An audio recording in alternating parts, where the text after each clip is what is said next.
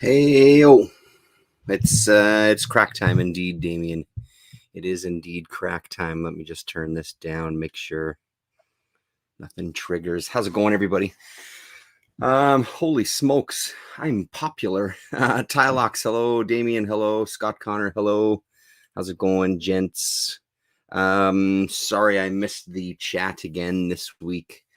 Um, my daughter got invited to a friend's house. Yeah, that's that thing. Always freaks me out seeing that.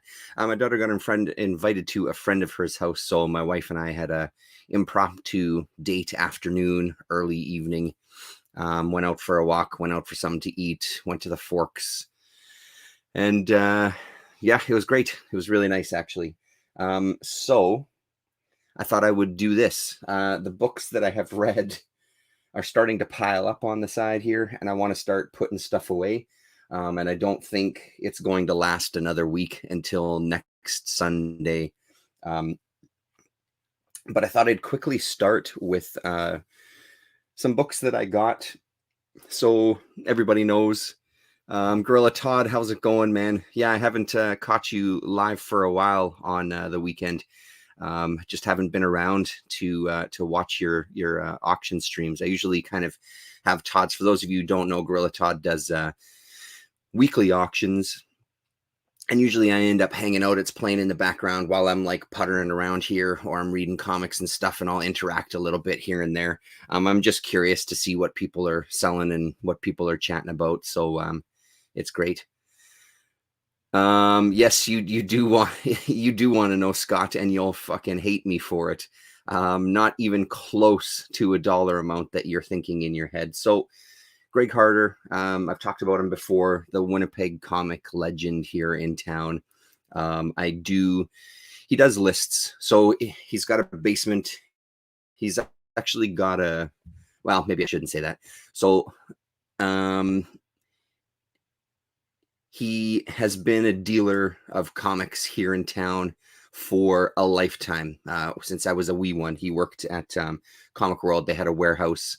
I've talked about him before. So I'm on his mailing list. I bought stuff from him in the past. He was set up at one of the flea markets in town. He doesn't do that anymore. He just works from home now. He just dedicates his time to the collector's slave, I think is what he calls it. And he puts out these mailing lists. He's got another, he was telling me when I saw him, he's got another new stuff list coming out in about a month or two, which I'm super excited about. Whenever he sends out a list, oh, hello, G. Whenever he sends out a list, I kind of stop what I'm doing and just have a quick look through the list. And I always regret it because I'm usually at work or something and I don't have time to dedicate to it. So I don't ever get to it till that evening. And I go through the list and start putting stuff together. But you have to jump on this stuff quick. There was a couple of things that he had on this list that I asked him, I wanted him to put aside for me. They were already sold. So the thing with his stuff is he's a dealer of my own heart. He buys collections, and it's a wide range of stuff. It's everything from mainstream to underground to European to art books to magazines to you name it. He's pretty much got it. So there's always exciting stuff on there.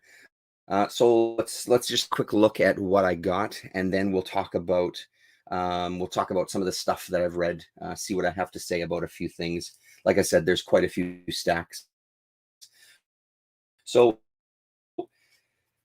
I started watching some of the stream back, and they were talking about, I guess I'm probably about, I don't know, 45, 50 minutes into it. And they were talking briefly this afternoon about Dark Horse Comics had come up in conversation. A series that I've had only 2 issues of forever. He had all 4 for sale for, I think, like $3 or $4 or something for all 4 of them. So I bought the whole set. It's Big Blown Baby by Bill Ray and Robert Lauren Fleming, which is a name I'm not familiar with, but Bill Ray I know from work on Ren and Stimpy. So I had issues 1 and 3 of this for, I don't even know how long, maybe 8 to 10 years. It's been a hell of a long time that I've had them, and I just have never seen them around the other 2 issues. It's really fantastic and fun stuff. It's ridiculous, but the thing is, the artwork from Bill Ray is really just amazing. So that's part of the fun. So I'm looking forward to sit. It's going to stay on my reading pile. I'm going to read them this week because I'd like to talk about them next Sunday on the show if I happen to make it. I'm hoping to make it. The plan is to make it. So Big Blown Baby. A fantastic, this actually, let's go with this one first. One of the, so he's got a list of, he's got a list of mine of Comics Journal. He gets in some Comics Journal every once in a while, and he'll help me fill in the gaps that I have.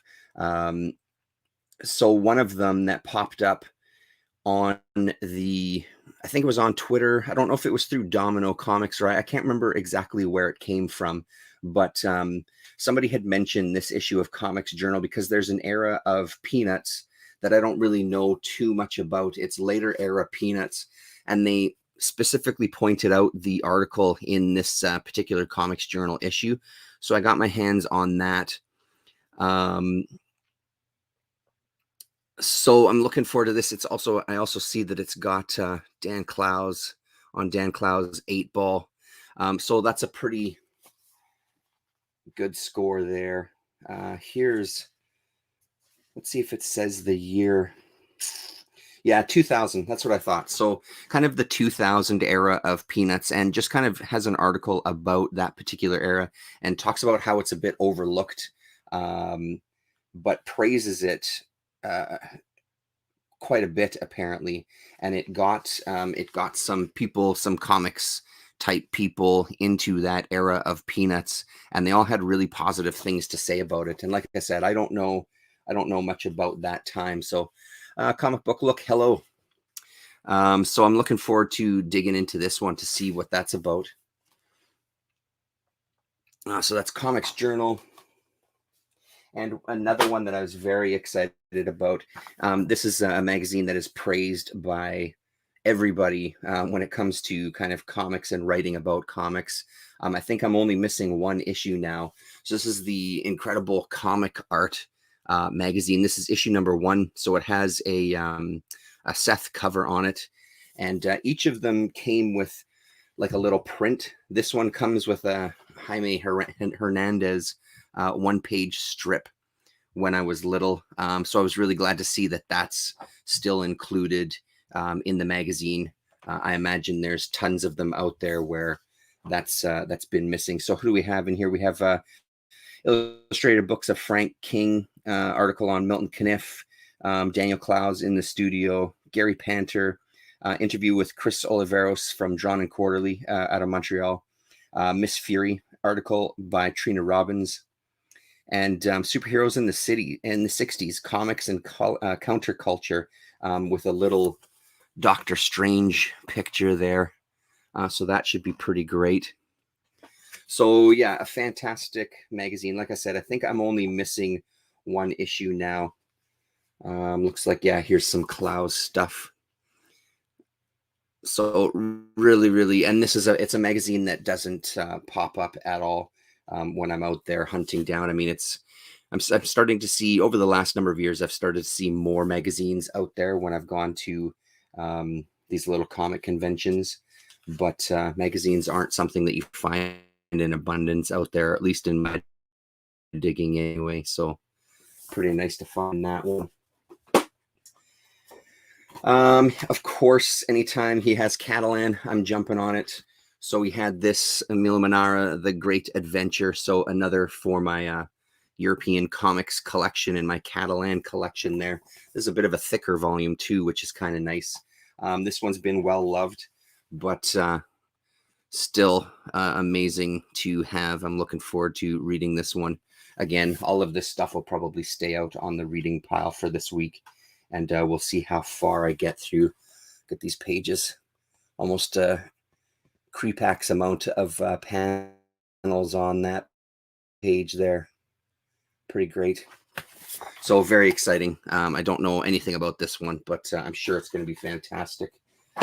A gigantic collection. I haven't read much Hari Pikar stuff, and he had this for dirt cheap. So it's the American Splendor collection, and it's when the movie came out. So Paul Giamatti on the cover. So this is going to be a lot of fun. I see a lot of Crumb in here. I also see Val Merrick did some art in here as well too. So that should be a blast. Some of these stories, I know the Crumb stuff. I know a little bit more of like the Crumb stuff. Harvey Pikar. I was never. It's not that I didn't like the Harvey Pikar stuff. I just never got into it. It just wasn't really on my radar when I was picking up this kind of stuff. It wasn't something that I just kind of naturally flocked to. But you know, like a lot of other people, this movie was fantastic. I love Pikar's. If you look on YouTube, there's a collection of his appearances on the David Letterman show, and they're all phenomenal. As Harvey does not make a single fan in the audience after every appearance. It's really, really, it's classic stuff. Absolutely classic. Yeah, it's the same with me, Todd. I pretty much grab anything, and especially Manara has popped up on my radar a little bit because he's come up in a couple of conversations with people. But like I said, anything Catalan, I pick it up anyway, even if I don't know the artist. So this is from Ballantine Books. So very cool to have that sucker. So the last two kind of stacks are things that I'm probably the most excited about. Specifically this next stack here, because it completes the run for me. Again, in the world of stuff that never pops up, and when it does, it's outrageously expensive. This is the Moebius collection from Epic. So I now have a complete set. So including number 0, the originals, like the series went from 1 to 9, and then there was a number 0. The Horny Goof, I think, was number 0. So I picked up he had the last 5 issues that I needed. Again, they were pretty beat up. Yeah, Catalan is the publisher, Gorilla Todd. Yeah. Or I guess I could just call you Todd. So excited. And the thing is, because these were a little loved, we're looking at like $4, $6, $8 a piece. There you go, Scott. Don't hate me too much. And then he does me a really good deal, I think. Yeah, I mean, let's just say he does me a really good deal when I get a bunch of stuff from him. So, yeah, I paid even a bit less than that. So this is gorgeous. So this is Upon a Star. So book 1 from the Collected Fantasies of Moebius. And I won't go too much into each and every single one. We will stop and look at a couple, though.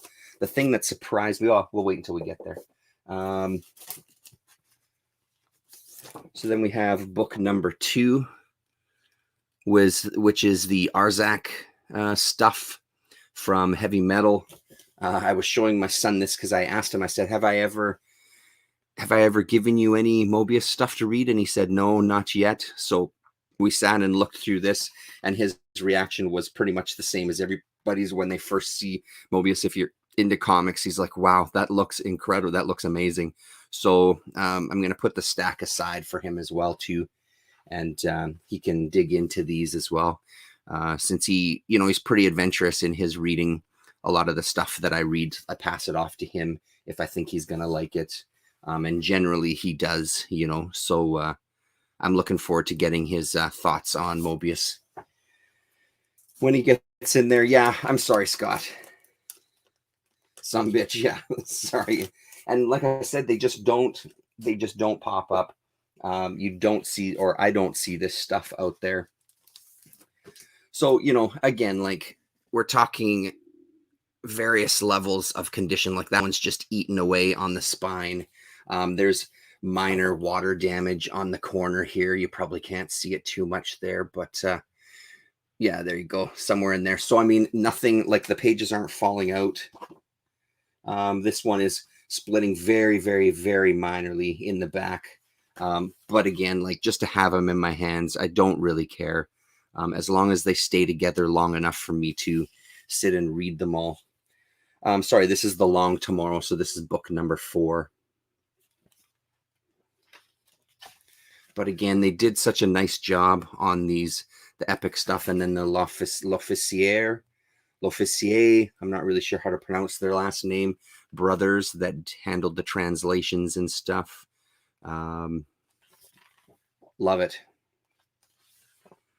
And a bunch of these stories here, I don't know. I don't know if everything in these got into heavy metal. I'm sure that they made appearances in Metal Hurlant, but I don't know what the publication history was with the English translations. And then this is book number 7, probably the nicest of the bunch. It's in really, really good shape. The Goddess, Mobius number 7.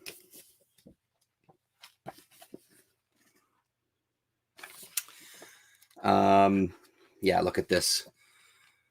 So that would have been, that was reprinted recently by the Dark Horse, and I'm just blanking on the name of it right now. Let's see, I'm sure it'll say at the beginning, right?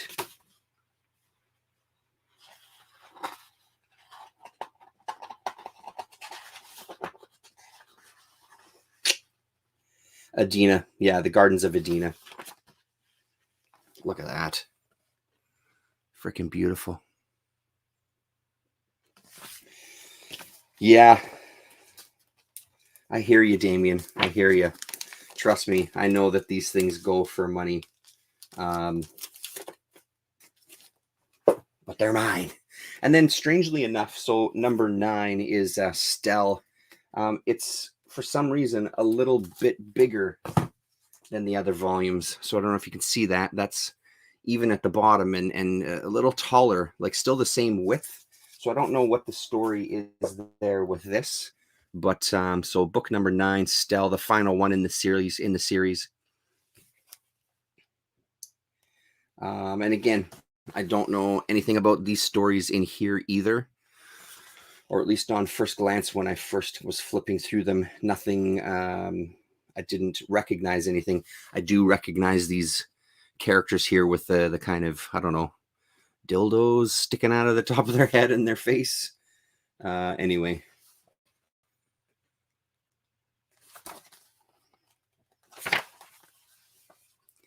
So there you go. So there you go. So that completes the Mobius. It feels like it's been a year of, I haven't done kind of lists of things that I want in the year for quite a few years.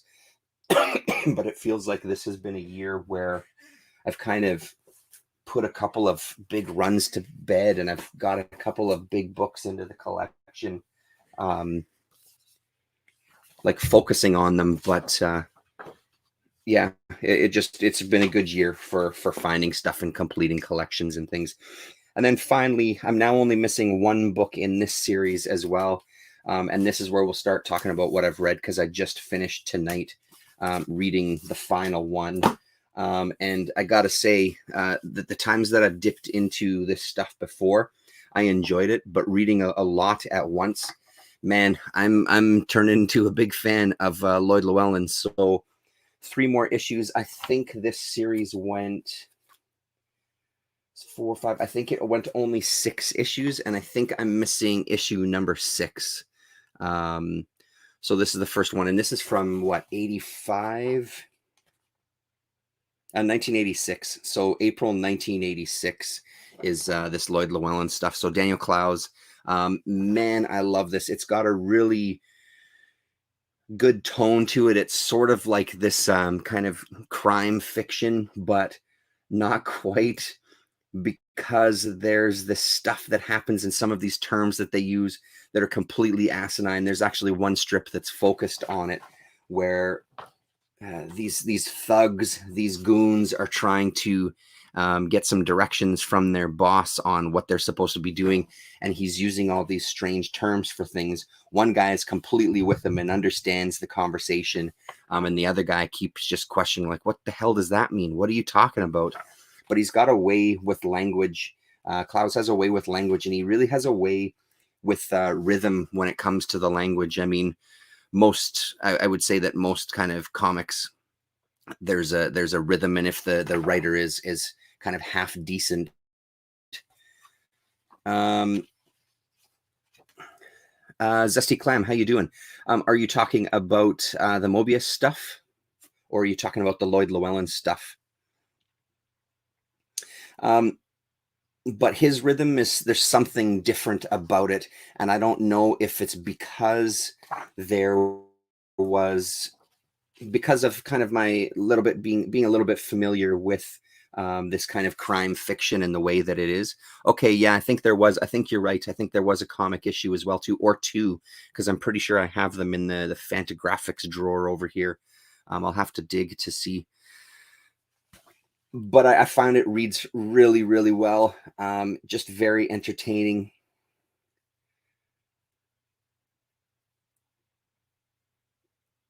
Hello, buddy. Pull up a bench, grit your teeth, and get ready for a tale from the weird side of the unusual. After you hear the following story, you're probably going to say I made the whole thing up, but as God is my witness, every word is true, honest.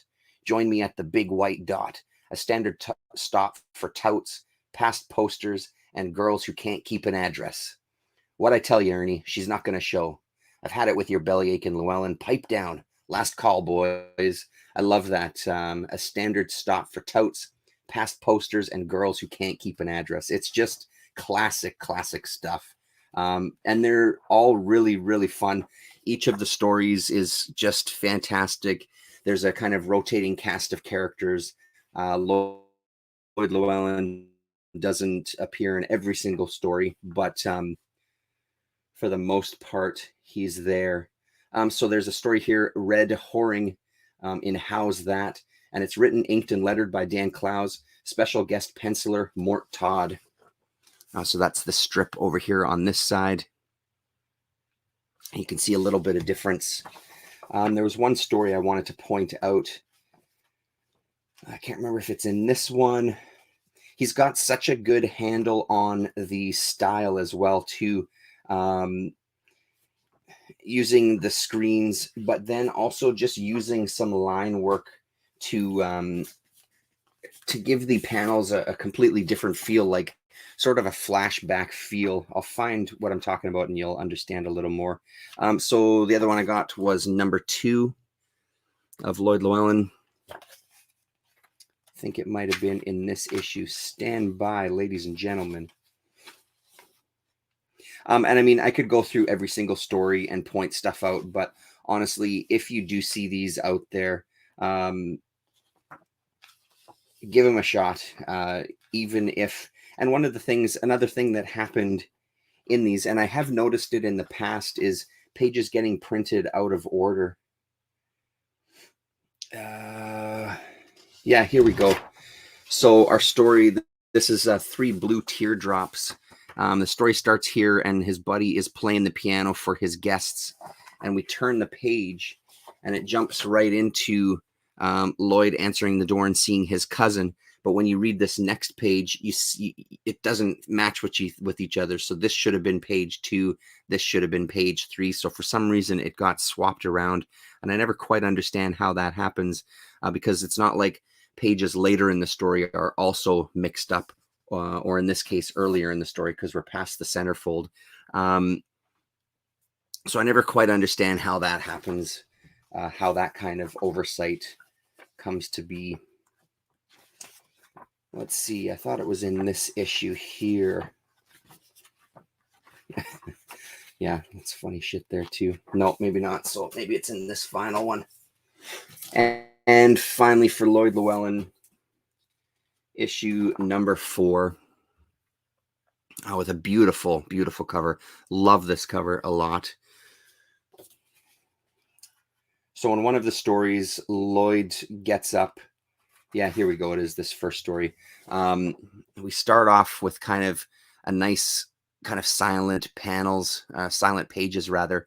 So Lloyd is a heavy drinker. Him and his buddies are heavy drinkers. They're always kind of going bar to bar, telling stories, and sort of people find them. He's a private detective. He's got close friends that work for the police force, and people just people just kind of come in and out of his life there, and everything sort of revolves around that, and he gets himself caught up in these capers and whatever else is going on there. So in the story, he wakes up from a night of drinking, and he finds a guy passed out in his living room. Turns out the guy's been killed. He's not sure. He doesn't remember doing it, but he's convinced that he must have killed him. So he stashes his body in the fridge and clears everything out of the fridge, stashes his body in there while he goes out and does some investigating. And just kind of, so he gets his buddy to follow him around.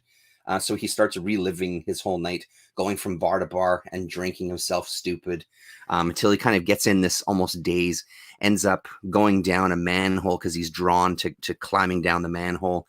And there's a guy that lives down there who just kind of, again, gives him another jolt to his memory. Yeah, you were here last night, and I heard you up top, and you were arguing with somebody. Get the hell out of my manhole and don't ever come back. And he finally ends up passing out and slumping over a table in a restaurant.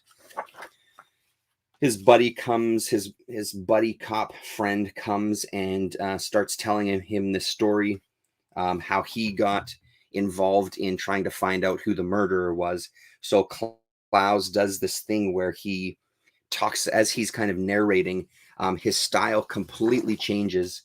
So if we go to, I'm hoping that my internet is looking pretty good so you can get a sense of this. I know it's spotty at best. So we get his usual kind of Clowes clean, very clean style, even though some of his characters, there's a lot of line work in there. And as he's going into the flashback, you can see he uses this almost like grid-like pattern for the shading on all of the characters all over. So, and then his style, if you look in these panels here at the faces, his style for how he portrays the characters themselves changes just slightly, like gives them a little bit of a rougher edge to it. But I think it's mostly the way he chooses that texture that really separates it really nicely for black and white. It really stands out. It almost looks like those EC Picto fiction books. You know, it has that kind of feel to the art there. So it feels like Clowes at times is just one hell of a mimic. And I mean, obviously that kind of thing comes into play with books like Wilson, where he's doing those strips and he is mimicking all these different styles as we're following the same character through. So I really thought that was clever. The final story in here or one of the stories in here that I was reading tonight, The Goo, was really fantastic about this outer space being who's just this little glob of toothpaste looking thing that is sentient and falls in love with Lloyd Llewellyn. Just entertaining, silly stuff.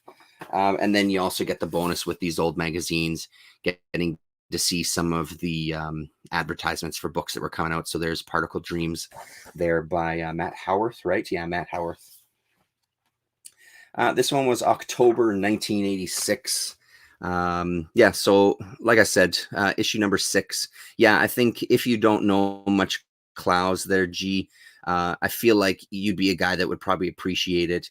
He really has an attention to detail. I mean, I can't speak on the clothing myself, but he is a guy who has an attention to detail where he where he really pays attention to his to the detail of the surroundings, and he seems to be really steeped in that kind of 50s and 60s atomic, well, I guess more 50s atomic age kind of a bachelor pad vibe, I guess. Yeah, no, I completely, it was church, it was calling. I've found religion, I've found God, so I can't be partaking on a Sunday with filthy comic books until later on at night. And then the following week, I just ask for forgiveness and everything is forgiven. So that was Lloyd Llewellyn. So that was the stuff that I picked up from Greg Harder the other day.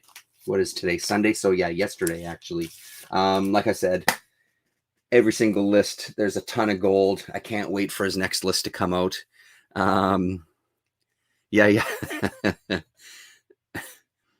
Completely kicked off the show. I'm not welcome there anymore. There's certain places I'm just not welcome in anymore. Certain bars, certain comic shops. We'll see what I talk about here. What do I got? That I want to save that stuff. So this stuff here, we'll have a quick look. A few people had been talking about this one, Damien included, and I had to pick it up. First thing I'll say is, I love this. Pardon me. I love this format. I love this landscape use of a comic book. I think it's gorgeous. I mean, do I need to say how good J.H. Williams III is? I think he's a fucking phenomenal artist. I've been a fan of his since I discovered him for myself. Anyway, I didn't know any of his work until I started reading the Batwoman book. Like these pages blew me away. I love all of the detail. I love all the kind of characters in the backgrounds. I mean, at this point with the first issue, you get a little bit of a taste of what's going on with the story and maybe where it's going. But man, it's beautiful to look at. And honestly, it's one where I'd have to read it again to catch everything, because I was just so completely absorbed in this art that there was probably parts of the story that I completely missed. I didn't have much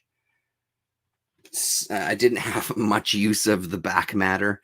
So I will try to revisit it again and try to dig into that back matter. One of the things that I know Damien talked about was the music that he was listening to as he was creating this. Yes, it is a hell of a lot of stuff. The thing I found interesting with his music listings was just kind of the range of stuff. Damien had listed just a couple of names of things that popped up there. There was a lot of David Bowie and stuff like that. But then I was surprised to see things like Gas Huffer, Acid King, Ennio Morricone, Fu Manchu, Hawkwind, Mastodon, Killing Joke, a real nice wide range of stuff. Ween, Serge Gainsbourg, Jodorowsky's Holy Mountain soundtrack, which is a phenomenal one. Don Cherry writing that with him, and it's just an incredible soundtrack. Refused, the Staple Singers, etc., etc. What else jumped out at me? Yeah, more Hawkwind, more Ennio Morricone. So a lot of kind of, and it makes sense when you go through Sun Ra. That was a nice one too. When you go through the book and you see the kind of characters that are appearing, it makes sense seeing some of this music where he's kind of getting maybe a bit of influence on what kind of characters and what kind of caricatures to kind of include in the book. So I'm on board with this one, man. I think this is gorgeous, and I really, really enjoyed it quite a bit. Like I said, definitely needs a second read before the next issue comes out, though.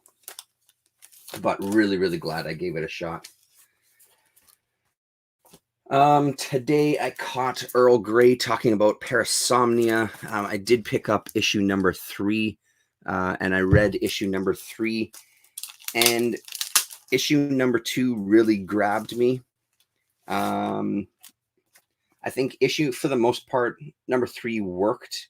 I feel like I was back to being a little bit confused with the second issue with some things. I mean, you have a pretty good handle on this sort of fantasy world. I feel like I do anyway. I know that the rug could be pulled out of me from under me at any time, but I do feel like there's a better sense of what's going on in this fantasy world, especially when he's reminded again that if you use too much of your power, you're going to get stuck here.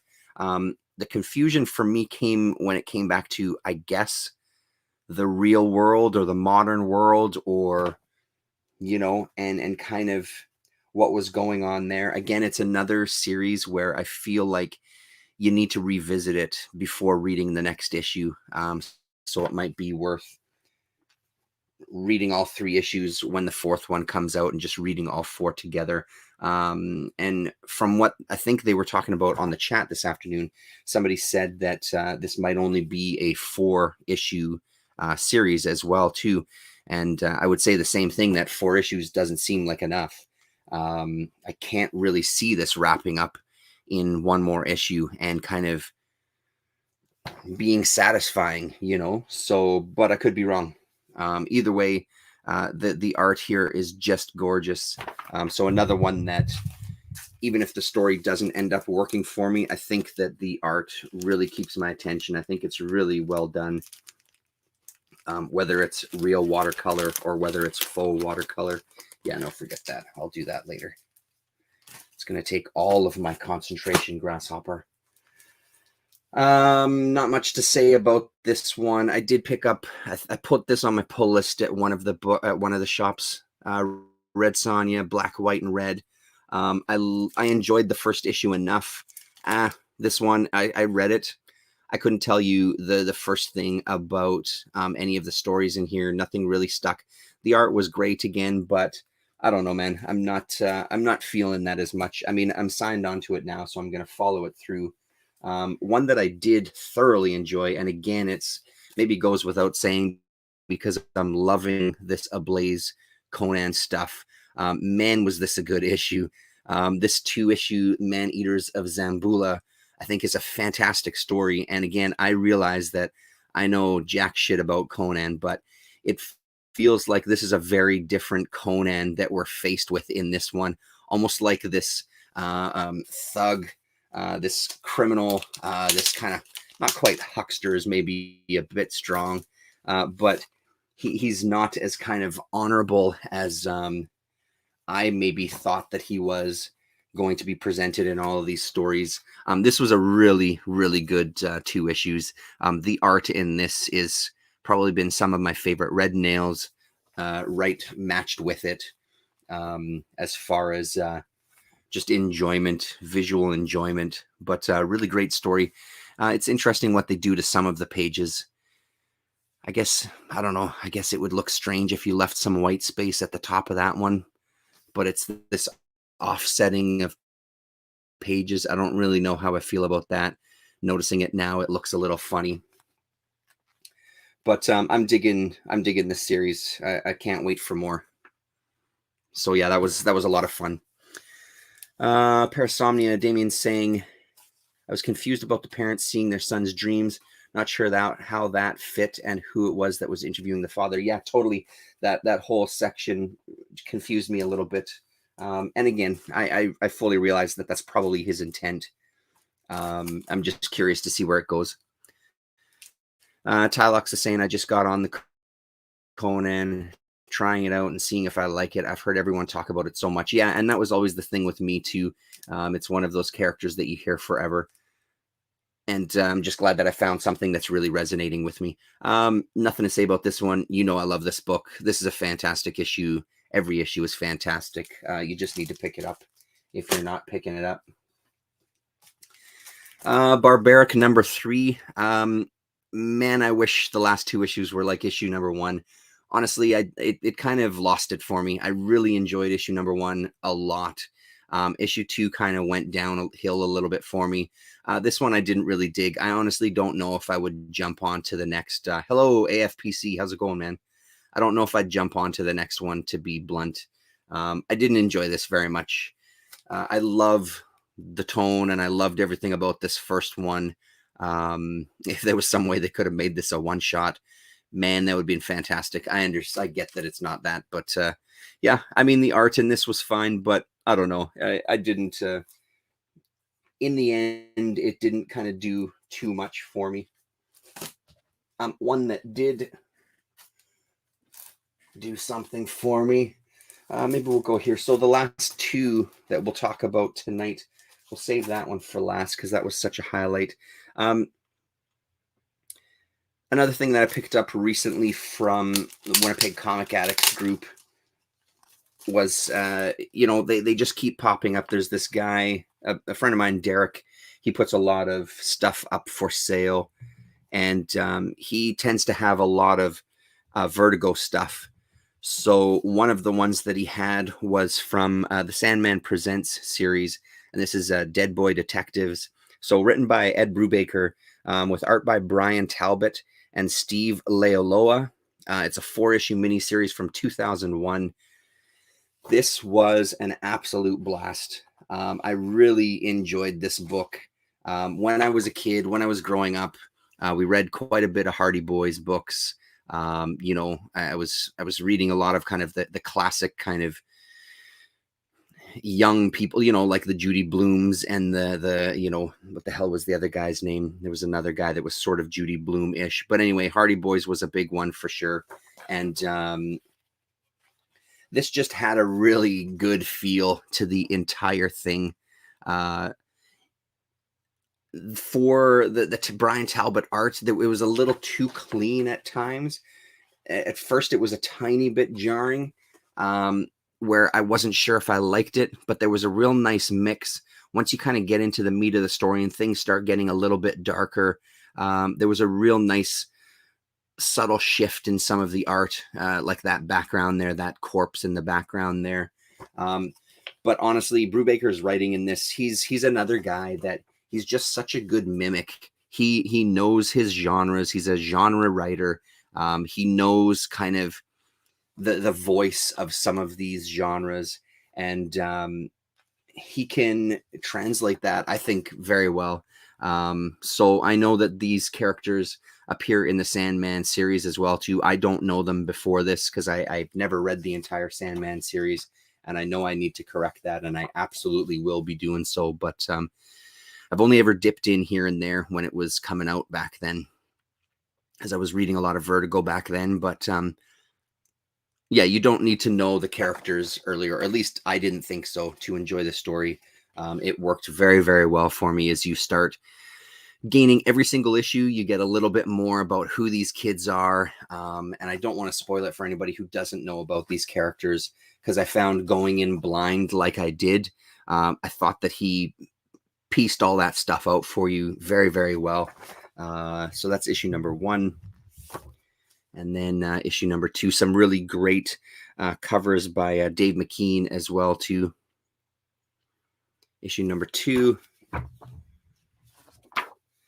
And then number 3, really great cover there. And number 4. So again, if you see this stuff, I wouldn't hesitate to pick it up. I imagine this, well, what do I know? I feel like it's cheap just because I end up finding this. I get this stuff for fairly cheap. So, and I guess there was a series of Sandman Presents, which I don't think I knew about. I should have a look a little deeper though to see what else was put out under that title. So apparently Gaiman had a little bit of right, from a single issue. Yeah, okay, thanks, G. Gaiman had a little bit of kind of advice for Brubaker as he was writing this and kind of putting things past, not that Gaiman had the final say on anything, but he sort of gave him some suggestions on some things, and apparently Brubaker took them, as it was kind of under the umbrella of the Sandman universe, I guess. But yeah, such a fun read, man. Really liked that a lot. Very easy to read. So the one that ended this week, I ended up buying 2 copies because I love this series. It's right up there for one of the best new series I've read this year. I'd say for me personally, it's kind of just underneath Carmen. This is The Many Deaths of Layla Starr. Man, every single issue, it feels like it just got better and better. Issue number 4, I think, was the standout issue for me of the whole series. It's more of a kind of poetic take on death, I guess, as opposed to, there's a character here that she's following through the entire thing who's supposedly going to do away with death. He's going to cure death, so to speak.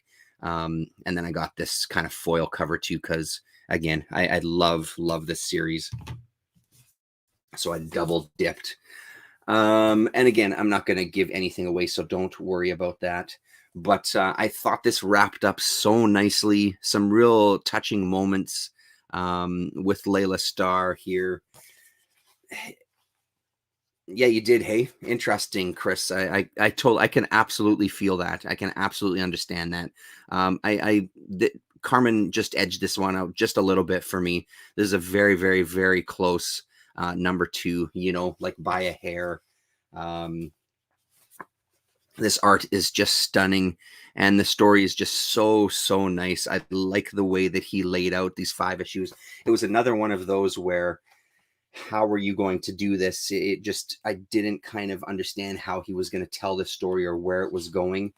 So the journey becomes a big part of it as well too, which again makes sense when you read this final issue. Again, like, trying my hardest not to say too much. If you don't know this series, highly recommended. Wait for a trade, whatever you want to do. Honestly, I would suggest picking this up. I really thought this was a hell of a book. He's got me as a fan now. Speaking of which, I don't know if the new Swamp Thing came out. I think maybe they're off weeks. Maybe it's Layla Starr last week and Swamp Thing this week. I don't remember. Don't hesitate. Pick it up. If it ends up in dollar bins, which most new comics do at some point, pick it up in the dollar bins, but give it a shot. I'll just have another look at that foil cover there. Beautiful. I usually not a big fan of these kind of gimmicks, but every once in a while, I'm a sucker just like everybody else. So that's it. Thanks very much. Yeah, and it's clear, and I know you've spoken about him before too, Chris. A lot of non-big 2 Ram V is refreshing abstract like this, and I really want to get into some of it. This was a really good introduction. This and Swamp Thing, I think, were very, very good introductions to very good introductions to him as a writer. And then Philippe Andrade, the artist as well, will be somebody else that I dig into to see what else they've done, and keep up with that and check it out.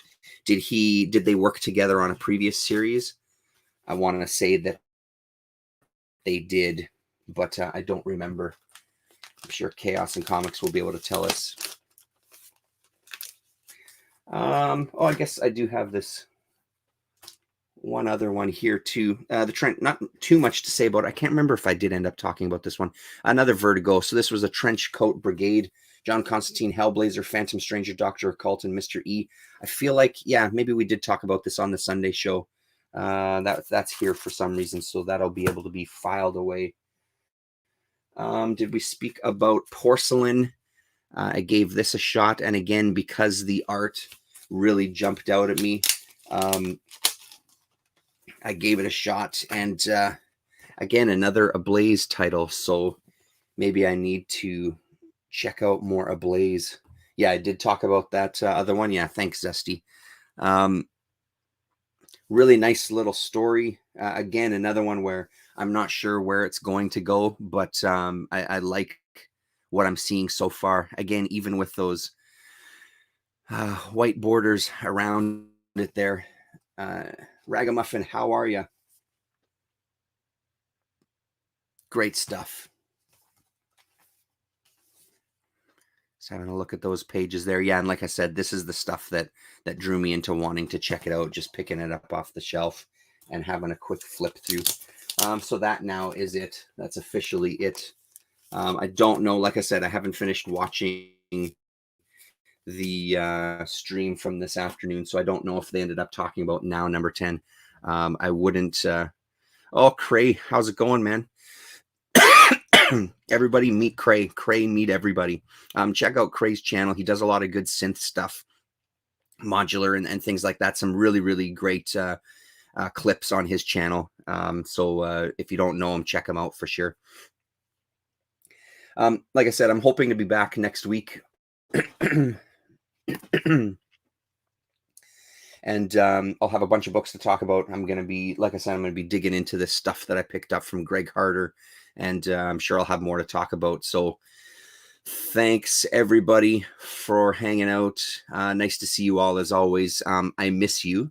I actually do miss coming to hang out on the Sundays. I really enjoy our hangouts. It just hasn't worked, but I'm hoping to be back because I do like hanging out with everybody and talking comics. So take it easy. Thanks very much. Yeah, no, let's do it, Cray. I'll get some stuff and I'll send it to you. Let's get something going. All right, everybody, take it easy.